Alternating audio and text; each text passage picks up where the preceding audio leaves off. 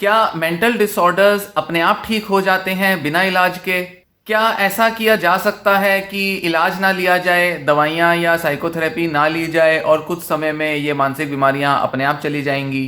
क्या ये mental disorder कुछ ऐसे होते हैं कि समय के साथ हालात बदल जाने से ये जो मेंटल स्ट्रेस है, सिम्टम्स हैं, ये सब अपने आप चले जाते हैं और एक पर्सन रिकवर कर जाता है, ये बीमारियां क्योर हो जाती हैं? बहुत से लोगों के मन में ये विचार आता है। आसपास के लोग जब किसी पेशेंट को काउंसिल करते हैं, जैसे घर के परिवार के लोग या रिश्तेदार या कुछ दोस्त मित्र, कई बार वो अपने उदाहरण देते हैं कि हमारा देखो डिसऑर्डर कैसे ठीक हो गया, हमने ऐसा ऐसा कुछ किया। तो ये सब सलाह सुनकर कई पेशेंट्स प्रभावित होते हैं और वो अपने इलाज के लिए बहुत मोटिवेशन नहीं दिखाते। इस तरह मेंटल डिसऑर्डर्स को लेकर जो बहुत ज़्यादा स्टिग्मा होता है हमारे मन में, उसको भी बढ़ावा मिलता है। हो सकता है कुछ पेशेंट्स ने थोड़े समय तक के लिए इलाज लिया हो, जैसे कुछ समय 4-6 महीने दवा ली हो, दवा का बहुत अच्छा असर ना आया हो तो उन्होंने दवाइयाँ छोड़ दी हो। कुछ लोगों ने साइकोथेरेपी लेने की कोशिश की हो, थोड़ा बहुत यूट्यूब वीडियोस देखकर या किसी साइकोलॉजिस्ट से मिलकर थोड़ी मदद ली हो, थोड़ा बहुत असर आया हो या शायद बिल्कुल असर ना आया हो, और ऐसे में उनकी जो उम्मीद है, भरोसा है, वो थेरेपी से भी टूट गया हो। ऐसे में ये लोग इस उम्मीद में चलते हैं कि शायद कुछ समय के बाद ये बीमारी अपने आप चली जाएगी। आसपास ऐसे लोग भी होते हैं, जैसा कि बताया, वो इनको मोटिवेट करते हैं कि तुम बस ये सब कर लो और तुम्हारा ये बीमारी जो है ये चली जाएगी। इस वजह से कई लोग इस आस में लगे रहते हैं कि हमें कोई इलाज की ज़रूरत नहीं है, थोड़ी बहुत परेशानियां हैं, डिफ़िकल्टीज़ हैं, लाइफ के नॉर्मल संघर्ष हैं, बीमारियां तो चली जाएंगी। बहुत से लोग होते हैं जो कि इलाज नहीं लेते क्योंकि ये तो कोई मेंटल वीकनेस नहीं होती, बस थोड़ा मैं स्पिरिचुअली भटक गया हूँ, थोड़ा स्पिरिचुअल हो जाऊं तो शायद मेरी ये बीमारी चली जाए। कुछ लोग इसके कई और दूसरे रीजंस देते हैं, जैसे कि भाई ये तो ग्रहों की स्थिति ठीक नहीं चल रही, किसी ज्योतिष से मिले और ज्योतिष ने कहा तुम्हारा ये समय ठीक नहीं चल रहा, 2-4 महीने या 2-4 साल प्रॉब्लम रहेगी, तब तक तुम्हें झेलना पड़ेगा, उसके बाद ये जो तुम्हारे ग्रह हैं बदल जाएंगे और उसके बाद ये सब प्रॉब्लम चली जाएंगी। तो इस वजह से भी हिंदुस्तान जैसे देश में बहुत से लोग अपना इलाज नहीं लेते। फिर कई लोग इधर उधर लोगों की बातें सुनते हैं। कोई कहता है कि हाँ दवाइयाँ ज़्यादा इफेक्टिव नहीं होती, बीमारियाँ तो हैं वो क्रोनिक नेचर की होती हैं, थेरेपीज भी थोड़ा बहुत लोगों पर असर डालती हैं, और इतने सब इलाज लेकर या तो दवाइयों के साइड इफेक्ट्स आ जाएंगे, दवाइयों पर डिपेंडेंट हो जाएंगे, या फिर थेरेपीज में इतना पैसा क्यों खर्च करना। इस वजह से भी कई लोग इस आस में लगे रहते हैं कि बीमारी शायद अपने आप ही ठीक हो जाएगी, थोड़ा बहुत कुछ कर लेंगे, चली गई तो ठीक है, नहीं तो वो ट्रीटमेंट के लिए ज़्यादा अप्रोच नहीं करते क्योंकि ट्रीटमेंट को लेकर कुछ नेगेटिव एटीट्यूड बन जाते हैं। और कई लोगों के मन में ये बात बैठ जाती है कि ये तो भाई हमारे बुरे कर्मों का फल है, पिछले जन्म के कर्मों के फल भोग रहे हैं, कुछ बुरे कर्म किए होंगे इसलिए इस जन्म में तो ये बीमारी भोगनी है, इसके दुख तो हमें झेलने ही पड़ेंगे। इस वजह से भी वो सोचते हैं कि इलाज लेकर क्या करना जब ये बीमारी बनी ही रहेगी। क्रोनिक बीमारियां होती हैं, डॉक्टर्स भी इन बीमारियों को क्रोनिक इसीलिए कहते हैं क्योंकि ये पिछले जन्म के ही कर्मों के फल हैं, पर डॉक्टर्स कर्मों की बात नहीं करते क्योंकि वो स्पिरिचुअल रिलीजियस नहीं होते या उस तरह की बात नहीं करना चाहते। वो अपने मेडिकल रीजन सुझाते हैं, जीन्स में प्रॉब्लम है, ब्रेन में प्रॉब्लम्स हैं, पर एक्चुअल में ये पिछले जन्मों के कर्मों के ही फल मिल रहे हैं, तभी बड़े सारे लोग जिंदगी भर ये बीमारियां झेलते रहते हैं।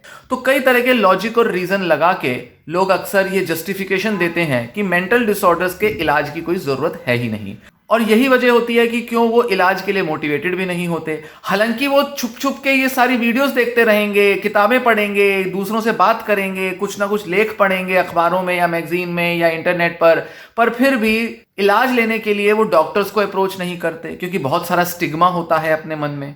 लगता है कि डॉक्टर के पास जिस दिन चले गए मतलब ये साबित हो जाएगा कि मैं मानसिक रूप से कमजोर हूं और मेरे बस की नहीं है बीमारी दूर करना।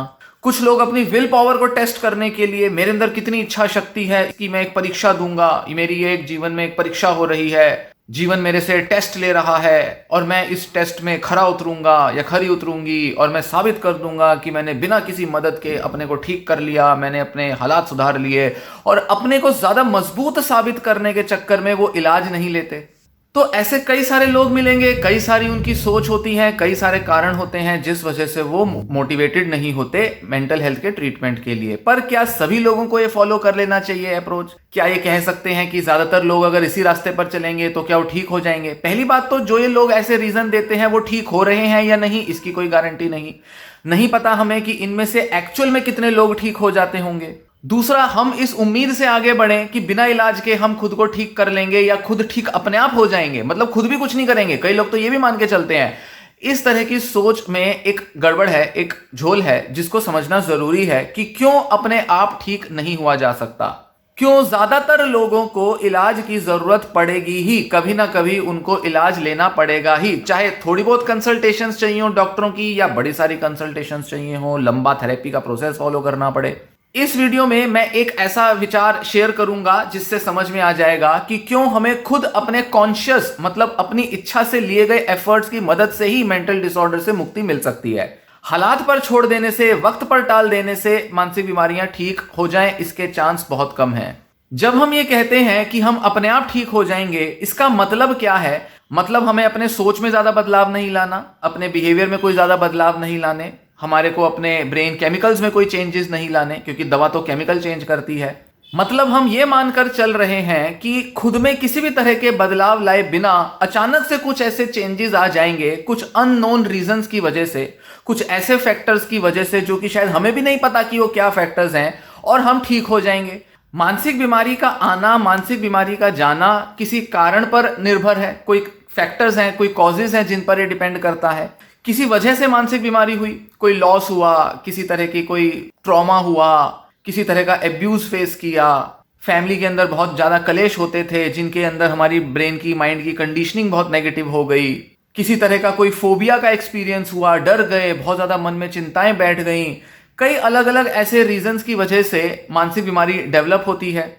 कई लोगों में जेनेटिक कॉजेज होते हैं, मतलब कोई बड़ा कारण नहीं दिखता, पर जैसे जैसे एक बच्चा बड़ा होने लगता है, युवा बनता है, तो वो मानसिक बीमारी डेवलप कर लेता है, क्योंकि जेनेटिकली उसके अंदर वो सारे जीन्स मौजूद हैं जिसमें अगर उसको तनाव आएगा तो तनाव के इम्पैक्ट में वो जीन एक्सप्रेस करेगा और वो बीमारी लाएगा।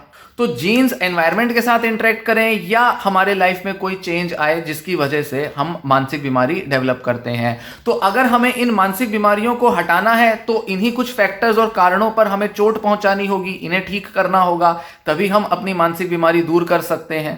पर अगर हम वक्त के हाल पर छोड़ देते हैं अपनी बीमारी को, तो इसका मतलब यही है कि हमने उन कारणों पर चोट नहीं पहुंचाई, हमने उन कारणों को बदलने के लिए, उनको हटाने के लिए कोई प्रयास नहीं लिया, जिस वजह से हमारी मानसिक बीमारी के अपने आप जाने के चांसेस कम हो जाते हैं।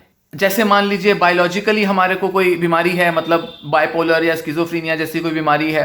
अब उसके लिए ब्रेन के केमिकल्स को संतुलित करना, बैलेंस में रखना जरूरी है। अगर ब्रेन के अंदर किसी कॉज की वजह से हमारे अंदर केमिकल इम्बैलेंस हुआ, मतलब जीन्स की वजह से हुआ, अगर ऐसा जीन्स हमारे प्रोटीन नहीं बना रहे थे, न्यूरोट्रांसमीटर ठीक से नहीं बना रहे थे, इस वजह से बीमारी आई, तो उन केमिकल्स के लेवल को बैलेंस करना जरूरी है, तभी ये बीमारी हमारी नियंत्रण में रहेगी, कंट्रोल में रहेगी। पर अगर हमने ये इलाज नहीं लिया तो कहना मुश्किल है कि किस फैक्टर की मदद से फिर एक व्यक्ति संतुलन अचीव करेगा, क्योंकि कोई दूसरा कारण होना चाहिए। पर किसी भी मामले में हमें एक्चुअल कॉज को टारगेट करना जरूरी है, तभी एक इंसान मानसिक रूप से स्वस्थ रह सकता है। इसी के साथ कई बार हमारे जब बुरे हालात होते हैं, मतलब एनवायरमेंटल ऐसे कुछ कॉजेज हो सकते हैं, हमारे लाइफ में कुछ अनहोनी हुई, किसी की मृत्यु हो गई, किसी तरह के मन में डर बैठ गए, इस वजह से भी हमारी सोच में, हमारे बिहेवियर में बदलाव आ जाते हैं। अब जब हमारी सोच में आने वाले बदलावों की वजह से डिप्रेशन, ओसीडी या एंजाइटी आई, तो हमें वो कारण हटाने पड़ेंगे, तभी ये बीमारी जाएगी। तो हमें अपनी सोच में बदलाव लाना पड़ेगा, बिहेवियर में बदलाव लाना पड़ेगा, मैल एडेप्टिव नेगेटिव बिहेवियर्स को चेंज करना होगा, तभी हमारी सोच में, बिहेवियर में बदलाव आएगा, तभी ये बीमारी जाएगी। अब एक इंसान अगर इलाज नहीं लेता, इसका मतलब है कि वो इन सोच में और बिहेवियर में जो बदलाव आए हैं उनको बदलने के लिए कुछ नहीं कर रहा, मतलब वो कारण को टारगेट नहीं कर रहा, उसे दूर नहीं कर रहा। इस वजह से चांसेस कम है कि वो ठीक हो जाए। तो मतलब साफ है कि अगर मानसिक बीमारी को दूर करना है तो कारण को मिटाना पड़ेगा, या अगर कारण मिट नहीं सकते तो एटलीस्ट उनको टारगेट करके कुछ हद तक उनके बोझ को, उनके इंपैक्ट को हल्का किया जा सकता है, जिससे कि बीमारी मैनेजेबल हो जाए। मतलब थोड़े बहुत ही सही पर प्रयास लेकर अपनी कंडीशन को संभाला जा सके। अब जब हम ये कहते हैं कि भाई हमें इलाज नहीं चाहिए, हमें केमिकल नहीं बदलना, मतलब कहीं ना कहीं हम केमिकल जो नेचर है बीमारी का उसको डिनाई कर रहे हैं, उसको मना कर रहे हैं कि ऐसा कुछ हो ही नहीं रहा जैसे। दूसरा, अगर हम कहते हैं कि हमें साइकोथेरेपी का इलाज भी नहीं लेना, कुछ ज्यादा एफर्ट्स नहीं लेने, तो मतलब हम जो सोच में जो नकारात्मकता आई है उसको भी डिनाई कर रहे हैं। डिनाई करना मतलब नकार देना, ऐसा कुछ है ही नहीं जैसे। साथ ही हमारे जो बिहेवियर में चेंजेस आए हैं, हम बहुत ही ज्यादा अवॉइडेंट हो गए हैं, सिचुएशन से दूर भाग रहे हैं, डिफिकल्ट हालातों का सामना नहीं करना चाह रहे। क्योंकि एंजाइटी को दूर भगाने के लिए हमें डर वाली सिचुएशन से, जिससे हमें डर लगता है, घबराहट होती है जिस सिचुएशन में, उसका सामना करना होगा। धीरे धीरे ही सही, पर सीखना होगा सामना करना। ये भी हम नहीं कर रहे। डिप्रेशन जैसी बीमारी है तो भी हम सोशल विड्रॉल किए बैठे हैं भाई, आसपास की दुनिया से ज़्यादा इंटरेक्शन ही नहीं कर रहे, मेलजोल ही नहीं बढ़ा रहे, एक्टिविटीज़ में भी इन्वॉल्व नहीं हो रहे, रोज़मर्रा की छोटी बड़ी एक्टिविटीज़ में। तो ये जितने भी बिहेवियर्स नेगेटिव डेवलप हो गए हैं, जिनकी वजह से बीमारी बनी हुई है, इनको हम कहीं ना कहीं नकार रहे हैं। मतलब हम मान के चल रहे हैं कि बीमारी और ये सब जो फैक्टर्स हैं, सोच, बिहेवियर और फिजिकल, बायोलॉजिकल, ये सब अलग है। तभी तो एक व्यक्ति कन्विंस्ड है कि मुझे इन कारणों को छेड़ना ही नहीं, मुझे इनमें कुछ बड़ा बदलाव लाना ही नहीं, या थोड़ा बहुत बदलाव आ जाए ठीक, उससे ज्यादा इन बदलावों को लाने से कुछ फायदा नहीं होगा। कहीं ना कहीं ये जो कन्विक्शन है कि अपने अंदर लाए हुए बदलावों पर ज्यादा फोकस नहीं करना और जैसे कि समय पर छोड़ देना है, समय जैसे कि कोई बाहरी ताकतें हो जैसे कि हमें मदद कर रही हो, इस तरह का एटीट्यूड अपनाने से बहुत से लोग चूक ये करते हैं कि जिस बीमारी को जाने में शायद 6 महीने या 1 साल लगे, उस बीमारी को या तो जाने में 10-20 साल लग जाएंगे, या फिर हो सकता है कि वो बीमारी कभी जाए ही ना, जिंदगी भर शायद एक बोझ ढोना पड़े बीमारी का। इसका एक दूसरा पहलू भी है कि जब हम कहते हैं कि समय के साथ बदलाव आ जाएगा हमारे मेंटल स्टेट में, कुछ हद तक ये बात सही भी लगती है, क्योंकि वक्त के साथ हमारे हालात बदलेंगे, हमारी डे टू डे सिचुएशंस में चेंजेस आएंगे, हमारा जो तनाव है वो कम होगा किसी वजह से। मतलब हो सकता है कोई व्यक्ति कहे कि अभी मेरा काम धंधा चल नहीं रहा, इस वजह से इतना तनाव है, डिप्रेशन है, पर एक बार मेरा काम सेट हो गया उसके बाद डिप्रेशन चला जाएगा। हो सकता है पास्ट में कभी ऐसा हुआ भी हो, जॉब या बिजनेस के कुछ हालात सुधरे हो, या घर के अंदर किसी तरह के कलेश हुए हो, डिप्रेशन आया हो, कलेश सुधर गए, जैसे तैसे हालात ठीक हो गए तो डिप्रेशन चला गया। इस तरह के जो पास्ट एक्सपीरियंसेस भी हैं वो भी एक व्यक्ति को कन्विंस कर सकते हैं कि अगली बार भी ऐसा होगा, इस बार भी ऐसा ही होगा। तो इस वजह से कहीं ना कहीं ये इंसान बाहरी कारणों पर डिपेंडेंट हो जाता है, हालातों पर डिपेंडेंट हो जाता है कि अगर हालात बदलेंगे तो मैं ठीक हो जाऊंगा। कुछ हद तक सही भी है, क्योंकि साइकोलॉजिस्ट और साइकेट्रिस्ट भी मानते हैं कि हाँ, हमारे जो एनवायरनमेंट में जो स्ट्रेसेस होते हैं वो रिस्पॉन्सिबल होते हैं मेंटल डिसऑर्डर के। तो अगर स्ट्रेस कम होगा, हालात बदलेंगे तो मेंटल डिसऑर्डर भी ठीक होगा। पर दिक्कत ये आती है कि हर बार जरूरी नहीं कि हालात एक ही तरह से बिगड़े हुए हों। हो सकता है कि 5 या 10 साल पहले जो हालात में जो गंभीरताएं थी, कॉम्प्लिकेशंस थी, उससे कई गुना ज्यादा कॉम्प्लिकेशंस आज के समय में हो सकता है कि पुराने टाइम में दूसरे लोगों का सहारा था, इस समय दूसरे लोगों का सहारा उतना ना हो। पहले हम 20-22 वर्ष के थे तो फादर, मदर या किसी और परिवार के व्यक्ति का सपोर्ट था। अब हो सकता है 10-15 साल बाद माँ बाप बूढ़े हो चुके हैं, या शायद माता पिता में से कोई एक इस संसार में नहीं है, तो शायद अब ऐसे हालातों में खुद को संभालना उतना आसान ना हो। तो हम इतना हल्के में नहीं ले सकते अपने बुरे हालातों को कि हम कहें कि सारे बुरे हालात एक जैसे होते हैं। ऐसा तो नहीं होता। इस वजह से भी हम ये नहीं कह सकते कि ये बुरे हालात के टल जाने से हम ठीक हो जाएंगे, या हो सकता है ये बुरे हालात जल्दी टले ही ना, या हो सकता है कि ये हमें इतना अंदर तक गहरे में चोट पहुंचा चुके हों कि हालात बदलने के बाद भी हमारा मनोबल इतना गिर चुका हो कि हम अपने को दोबारा से ऊपर उठा ना पाए, अपने को स्वस्थ ना बना पाए। तो हालातों पर पूरी तरह से भी निर्भर नहीं रहा जा सकता। साथ ही एक दूसरा पहलू है कि अगर हम ये माने कि हाँ, वक्त के साथ हम बदलेंगे और हमारा मेंटल स्टेट ठीक होगा, मतलब हम मान के चल रहे हैं कि एक्सटर्नल एनवायरनमेंट से, बाहरी माहौल से, बाहरी जो भी हमारा परिवेश है उसी में कुछ ऐसा छिपा है जो कि हमें बदलेगा। इसमें कहीं ना कहीं हमारे ग्रह भी हो सकते हैं, हमारे कुछ कर्म भी हो सकते हैं, या कोई भी दूसरा ऐसा फैक्टर। भूत प्रेत में बिलीव करता है कोई व्यक्ति तो उसमें भी मान सकता है कि जब भूत निकल जाएगा अंदर से, कोई बुरी हमारे ऊपर कुछ किसी ने टोटका किया हुआ है, वो असर चला जाएगा तो शायद हम ठीक हो जाएंगे। पर ये जो भी स्पिरिचुअल, रिलीजियस टाइप के जो कल्चरल फैक्टर्स हैं जिसमें हम बिलीव करते हैं, अगर इसके परे हम केवल इतना ही मानकर चलें कि बाहरी हालात इतनी ताकत रखते हैं कि उनके अंदर कुछ ऐसा बदलाव आ जाएगा जिससे कि हम पूरी तरह से बदल जाएंगे, ये बहुत ओवर एस्टिमेशन है। बहुत ज्यादा हल्के में ले रहे हैं हम अपने मानसिक स्वास्थ्य को, बहुत हल्के में ले रहे हैं हम अपनी मानसिक बीमारी के कारणों को, और ऐसा मानकर चल रहे हैं कि एक्सटर्नल स्टिमुलस की वजह से ही हम ठीक हो पाएंगे। क्योंकि हमारे जीवन के जितने भी हालात होते हैं, हमारे मन, मस्तिष्क, हमारे व्यवहार, हमारे व्यक्तित्व को, पर्सनैलिटी को भी प्रभावित करते हैं। हमारे में एक पर्सनैलिटी चेंज आता है जो कि वक्त के साथ और भी ज्यादा मजबूत होता जाता है। हमारी पर्सनैलिटी में चेंजेस पकड़ बनाने लगते हैं। हो सकता है कि बचपन में या युवावस्था में बहुत पॉजिटिव माइंड के रहे हों, पर धीरे धीरे लाइफ के बुरे संघर्षों की वजह से हमारे अंदर नेगेटिविटी बैठ चुकी हो। तो हमें कहीं ना कहीं इस नेगेटिविटी को दूर करने के लिए कहीं ना कहीं हमें इस नकारात्मक सोच या नेगेटिव जो हमारे बिलीव्स हैं, थॉट पैटर्न्स हैं, इनको बदलने के लिए एफर्ट लेना ही पड़ेगा। अपनी एक कॉन्शियस इंटरवेंशन करनी पड़ेगी जिससे कि हम अपने ऊपर एक ऐसा असर डाल सकें, एक ऐसा इंपैक्ट डाल सकें जिससे कि मानसिक बीमारी को हटाया जा सके। हालात जरूरी नहीं कि उतना अपने अंदर एक पोटेंशियल इंपैक्ट रखें, मतलब इतना बड़ा मजबूत असर रखें कि जैसे हमारी हालात बिल्कुल ठीक कर दें, मेंटल स्टेट बिल्कुल ठीक कर दें।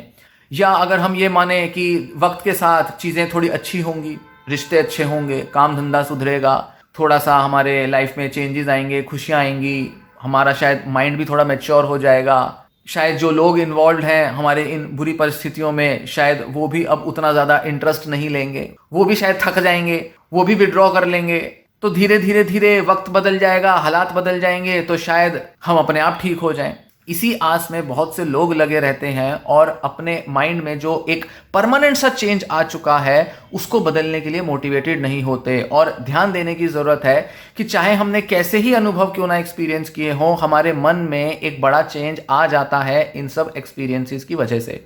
हमारे थिंकिंग पैटर्न्स में एक बड़ा बदलाव आता है, हमारे बिहेवियर जो हैं इतने नेगेटिव हो जाते हैं, हम इन्हें सीख लेते हैं, कंडीशनिंग हो जाती है, जिस वजह से जब तक इन्हें बदला ना जाए ये चेंज नहीं होते। अगर कुछ हालातों ने हमारे को नेगेटिव बनाया है, ज़रूरी नहीं कि कुछ ऐसे हालात आ जाएंगे जो कि हमें अचानक से पॉजिटिव बना दें। कुछ ऐसे unknown factors, unknown reasons, causes मौजूद हों हमारे बाहर के संसार में जो कि हमें बस अपने आप ही परिवर्तित कर दें। अगर ये मामला इतना आसान होता तो फिर इतने सारे लोग जो जिंदगी भर मेंटल डिसऑर्डर से पीड़ित रहते हैं, कई लोग तो इनमें से ऐसे हैं जिन्होंने इलाज भी लिए हैं, लंबे इलाज लिए हैं, फिर वो पूरी तरह से ठीक क्यों नहीं हुए? क्या ऐसे कारण थे कि उनके जो बीमारी थी वो पूरी तरह से नहीं गई? मतलब कुछ ना कुछ तो परमानेंट यहां पर ब्रेन के अंदर, माइंड बिहेवियर के अंदर कुछ तो ऐसा नेगेटिव चेंज आया था जिसकी वजह से बीमारी बनी रही। ऐसा क्यों है कि कई लोग सालों तक दवा लेते हैं फिर भी थोड़ा ही इंप्रूवमेंट आ पाता है उनमें? मतलब दवाइयों पर या तो डिपेंडेंट हो जाते हैं या उनकी कंडीशन ही ऐसी है जिसके लिए उनको ब्रेन केमिकल्स को नॉर्मल बनाने के लिए, बैलेंस रखने के लिए दवाइयां लेनी जरूरी हैं। क्यों ऐसा है कि ये लोग ट्रीटमेंट्स लंबे समय तक लेते हैं फिर भी पूरी तरह से रिकवर नहीं हो पाते, पूरी तरह से बीमारी क्योर नहीं हो पाती? मतलब कहीं और हमारे कारण मौजूद हैं जिनको हमें ध्यान देना होगा। और अगर वक्त रहते सही समय पर इन कारणों को टारगेट कर दिया जाए, इनको जड़ से उखाड़ने के प्रयास किए जाएं, तो चांस बहुत हाई है कि हम इन बीमारियों से मुक्ति ले सकते हैं।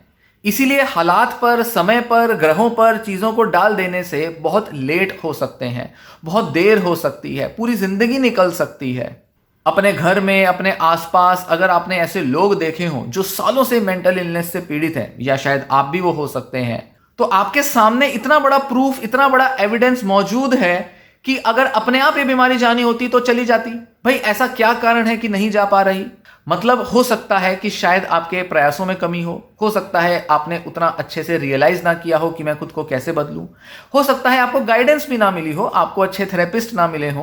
पर जो भी कारण हो जिस वजह से आप पूरी तरह से रिकवर नहीं किए, अगर समझा जाएगा कि क्या किया जाना चाहिए, कैसे खुद को बदलना चाहिए, अगर सही रास्ते पर चला जाएगा तो संभावनाएं बहुत ज़्यादा हैं कि आप पूरी तरह से अपने को ठीक कर सकते हैं, अपनी बीमारी को भगा सकते हैं। हाँ, ये बात भी सच है कि बहुत से लोग जिंदगी भर मेंटल इलनेस से थोड़ा बहुत या ज़्यादा पीड़ित तो रहेंगे, क्योंकि हर व्यक्ति, हर पेशेंट पूरी तरह से क्योर हो जाए ऐसा भी संभव नहीं होता। दुनिया में हर बीमारी ऐसी होती है जिसमें कुछ लोग पूरी तरह से ठीक हो जाते हैं तो कुछ लोग जिंदगी भर वो बीमारी झेलते हैं। चाहे वो हमारी फिजिकल बीमारियां हों, मतलब बॉडी के दूसरे पार्ट्स की बीमारियां हों, या फिर हमारे माइंड की, हमारे साइकेट्री की बीमारियां हों, मतलब मेंटल डिसऑर्डर्स हों। पर अगर टाइमली इंटरवेंशन कर दी जाए, सही समय पर इलाज कर दिया जाए, तो हमारे ये जो नेगेटिव थॉट पैटर्न्स हैं ये रिजिड नहीं होते, ये बहुत जड़ता के साथ हमारे अंदर पकड़ नहीं बनाते, इनको कमजोर किया जा सकता है। यही वजह है कि डॉक्टर्स ऐसा मानते हैं कि 2 वजहें हैं जिस वजह से लोग अच्छी रिकवरी अपना सकते हैं अपने प्रयासों से। पहला, जब उनके सिम्टम्स माइल्ड हों, और दूसरा, जब उनका ट्रीटमेंट जल्दी शुरू कर दिया जाए। अब माइल्ड सिम्टम्स वाले भी पेशेंट 2 तरह के होते हैं। एक वो जिनकी प्रॉब्लम हमेशा माइल्ड लेवल की रहती है, ज्यादा वो बहुत बीमार नहीं होते। माइल्ड, मॉडरेट, सीवियर 3 लेवल होते हैं मानसिक बीमारियों के। ज्यादातर बीमारियों को इस तरह से हम कैटेगराइज कर सकते हैं। माइल्ड बीमारी तब होती है जब मान लेते हैं कि बस ये बीमारी बस शुरू ही हुई है, क्योंकि हर व्यक्ति कोई मानसिक बीमारी लेकर तो पैदा नहीं होता, मतलब जिसे भी मानसिक बीमारी है वो बीमारी लेकर तो पैदा नहीं हुआ। 5 साल 10 साल की उम्र में तो शायद उसे बीमारी नहीं थी, पर लेटर एज में जाके बीमारी आती है और बीमारी को पनपने में थोड़ा समय लगता है। 1 साल 2 साल 5 साल लग सकते हैं। तो शुरुआत में सिम्टम्स बहुत माइल्ड हैं, थोड़े बहुत सिम्टम्स हैं। अगर ऐसे टाइम पर अगर सही इलाज मिल जाए पेशेंट को तो चांस बहुत हाई है कि उसकी बीमारी सीवियर नहीं होगी। और अगर सीवियर नहीं होगी, माइल्ड लेवल पर ही अगर उसको ठीक कर दिया जाएगा तो पेशेंट अपने को पूरी तरह से क्योर कर सकता है। तो माइल्ड सिम्टम्स होना अपने में एक अच्छी गारंटी देता है कि पेशेंट जल्दी ठीक हो जाएगा। साथ ही सही समय पर इलाज मिलना जरूरी है। कई पेशेंट्स को हो सकता है माइल्ड सिम्टम्स रहे हों, मतलब 2-3 साल से डिप्रेशन के सिम्टम्स बने हों, पर फिर भी वो अपनी लाइफ में अच्छा खासा कुछ कर रहे हैं, एंग्जाइटी के सिम्टम्स थोड़े बहुत हों। पर अगर उन्होंने बहुत देर कर दी इलाज लेने में, सोचा ठीक है मैं हैंडल कर लूंगा कर लूंगी, थोड़ा बहुत ये सब वीडियो देख लिया, थोड़ा बहुत खान पान में लाइफस्टाइल चेंज लिया, ठीक कर लिया, बट कहीं ना कहीं वो सिम्टम्स बने रहे। कभी आए, कभी गए, कभी ज़्यादा हुए, कभी कम हुए, पर ओवरऑल पेशेंट की कंडीशन स्टेबल रही और पेशेंट अपनी रोज़मर्रा के काम भी करता रहा और माइल्ड सिम्टम्स हैंडल करता रहा। पर कई सालों के बाद अगर वो इलाज लेना शुरू करे तो चांस है कि वो शायद अपने इलाज में सफल ना हो पाए, क्योंकि उसने बहुत देर कर दी, बहुत लंबा समय ले लिया। ऐसा नहीं है कि सारे पेशेंट जो देरी से इलाज शुरू करेंगे वो ठीक नहीं हो पाएंगे, पर बहुत बड़ा परसेंटेज हो जाएगा ऐसा उन लोगों का जो कि ठीक नहीं हो पाएंगे। अब तो माइल्ड सिम्टम्स में पूरी तरह से बीमारी चली जाए, इसका परसेंटेज बहुत ज़्यादा होगा। साथ ही अगर सही टाइम पर जल्दी अगर इलाज ले लिया जाए तो भी पूरी तरह से ठीक हो जाने वाले पेशेंट्स का आंकड़ा बड़ा होगा। कुछ एब्सोल्यूट नहीं होता यहाँ, ये नहीं कह सकते कि सीवियर पेशेंट्स जो है वो ठीक नहीं होंगे या जिन्होंने देरी से ट्रीटमेंट शुरू किया वो ठीक नहीं होंगे। यहाँ हम बिल्कुल एब्सोल्यूट मैनर में नहीं कह सकते कि ऐसा ही होता है हर एक किसी के साथ। बस हम ये कहेंगे कि संभावना बढ़ जाती है, अगर माइल्ड सिम्टम्स हो, जल्दी इलाज शुरू किया गया हो तो पेशेंट के अंदर फुल रिकवरी करीब करीब पूरी तरह से संभव है। इसीलिए हमें अपने प्रयासों से, अपने एफर्ट से कुछ करना जरूरी है जिससे कि हम अपने को ठीक कर पाएं। चाहे बीमारी स्किज़ोफ्रेनिया, बाइपोलर जैसी बीमारी हो जो कि क्रोनिक बीमारियां होती हैं, या ओसीडी हो जो कि अगेन बहुत से पेशेंट्स में क्रोनिक होती है, या फिर डिप्रेशन, एंग्जाइटी जैसे कुछ एपिसोडिक बीमारियां हों। अगर अपने हाल पर छोड़ देंगे, वक्त के साथ ठीक हो जाएंगे ऐसा मानेंगे तो हो सकता है कि 2-3-4 साल के बाद या तो बीमारी सीवियर हो जाए या बीमारी के अंदर आपकी सोच इतनी ज्यादा नेगेटिव हो जाए कि अब आपका दिमाग इतना सक्षम ही नहीं हो पा रहा कि वो खुद को ठीक कर पाए। इसीलिए टाइमली ट्रीटमेंट और जब बहुत थोड़े सिम्टम हैं तभी अगर इलाज कर दिया जाए तो चांस बहुत हाई है कि ज्यादातर लोग पूरी तरह से रिकवर हो सकते हैं, क्योंकि यही वो माइल्ड सिम्टम्स हैं जो बाद में सीवियर बनेंगे। इसीलिए बहुत सारे लोग ऐसे देखने में आते हैं जो कि कहते हैं कि हमने तो अपना डिप्रेशन ठीक कर लिया था, डिप्रेशन हमारा एंग्जाइटी दूर हो गया था, पर इस बार नहीं जा रहा, इस बार हमें दवाइयाँ लेनी पड़ रही हैं, इस बार हमें थेरेपी लेनी पड़ रही है, इस बार सिम्टम थोड़े बढ़ गए हैं।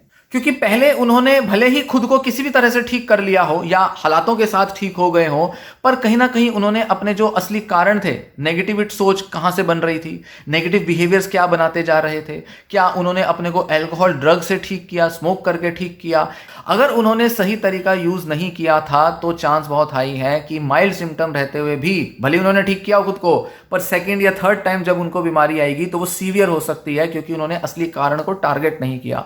इसीलिए हमें खुद अपने इन फैक्टर्स को, कारणों को समझना होता है और उन्हें दूर करना होता है।